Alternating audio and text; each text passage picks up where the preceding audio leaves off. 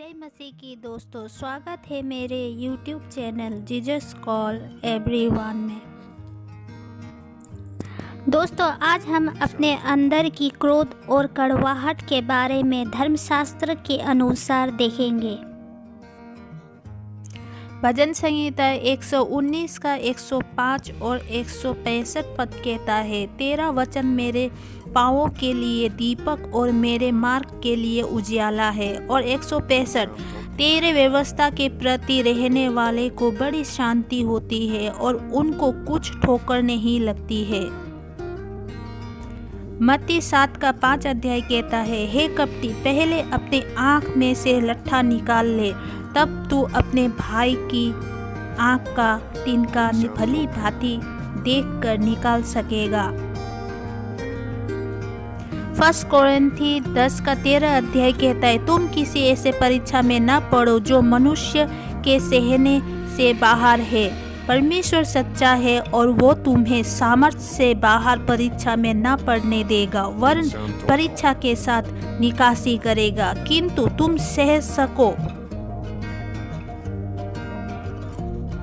2 कोरिन्थी 5 का 17 अध्याय, इसलिए यदि कोई मसीह में है तो वो नई सृष्टि है, पुरानी बातें बीत गई है, सब बातें नई हो गई है। गलातियों 5 का 16 अध्याय कहता है, पर मैं कहता हूँ आत्मा के अनुसार चलो तो तुम शरीर की लालसा किसी रीति से पूरी न करोगे। गलातियों 5 का 25 अध्याय कहता है, यदि हम आत्मा के द्वारा जीवित है तो आत्मा के अनुसार चलेंगे भी।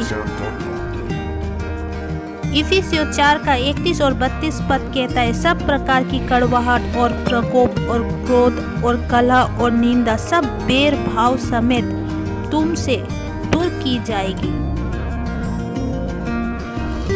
एक दूसरे पर कृपालु और करुणामयी हो, और जैसे परमेश्वर ने मसीहा में तुम्हारे अपराध क्षमा किए, वैसे ही तुम भी एक दूसरे के अपराध को क्षमा करो। कुलुसियों 2 का 8 और 17 अध्याय कहता है, चौकस रहो, कोई तुम्हें उस तत्व ज्ञान और व्यर्थ धोखे के द्वारा अपना आहेर ना बना ले, जो मनुष्य की परंपराओं और संसार की शिक्षा के अनुसार तो है, पर मसीह के अनुसार नहीं है। तो ये सब आने वाली बातों का छाया है, पर मूल वस्तुएं मसीह की है। 1 पत्रुस 1 का 13 और 16 अध्याय कहता है, इस कारण अपनी बुद्धि के कमर बांध और सचेत रहकर अपना अनुग्रह की पूरी आशा रखो, जो यीशु मसीह के प्रकट होने के समय तुम्हें मिलने वाला है। क्योंकि लिखा है, पवित्र बनो क्योंकि मैं पवित्र हूँ।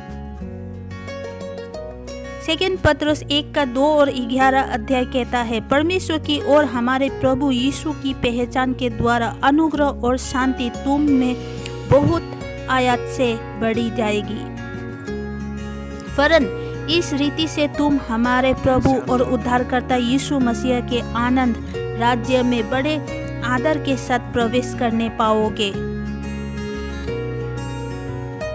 तो दोस्तों, समझ गए ना, जब तक आप में क्रोध है और तब तक मसीहा में ना तो आगे बढ़ सकते हैं, ना उनके अच्छे संतान बन सकते हैं।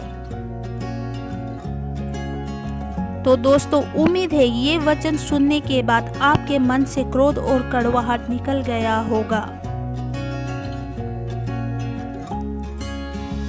दोस्तों, देखने और सुनने के लिए आप लोगों का दिल से धन्यवाद। पिता परमेश्वर आप सभी को आशीष दे। आमीन।